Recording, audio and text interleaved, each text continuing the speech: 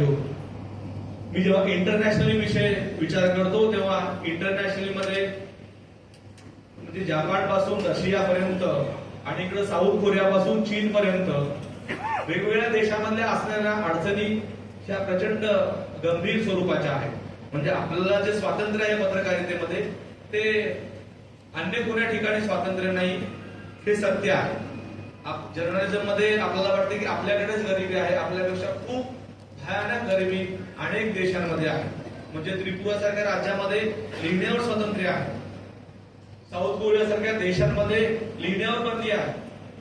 आपण खूप नशिबावान आहोत. म्हणजे एकूण जर अभ्यास केला तर संभाजीनगर सारखं शहर जर्नलिझम मध्ये सर्वात टॉप क्लासचं शहर म्हणून बघितलं जातं, कारण तिथली जर्नलिझम, तिथली पत्रकारिता ही वेगळ्या लेव्हलवरची पत्रकारिता आहे. आता अलीकडच्या काळामध्ये माझ्यासमोर पत्रकारावर होणारे हल्ले हा प्रश्न गंभीर होऊन बसला. म्हणजे त्यासाठी आम्ही वेगळी विंग स्थापन केली, माणसं आहे त्यासाठी, वकिलांची 5 लोकांची टीम आहे, हे सगळं ठीक आहे. पण अलीकडे हे हल्ले वाढलेत का, हा अत्यंत गंभीर प्रश्न आहे. त्यांना सांगा जरा फोन खाली ठेवायला, फोन ठेवून. अलीकडे हे हल्ले वाढलेत का,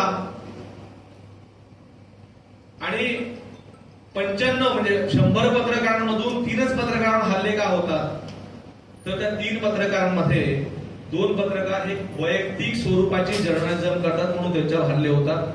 हे आमच्या रिसर्च टीमने दिलेलं सत्य आहे. म्हणजे तुझं काम लिहायचं आहे ना, तू लिही ना बातमी. एखाद्या वाळूच्या ट्रकच्या समोर तू कशाला उभं राहतो जाऊन, तुझं काम आहे का ते? एखाद्या माणसाला फोन का करतो तू की मी हे लिहिणार आहे तुमच्या विरोधामध्ये, कसं करू सांग, लिहून मोकळा होणार तू. आणि ज्या जर्नलिझम असं असते की ज्या बातमीच्या माध्यमातून सामाजिक दायित्व ठरते ते जर्नलिझम आहे. तुम्ही पर्सनल कोणाचं पूर्ण का काढता?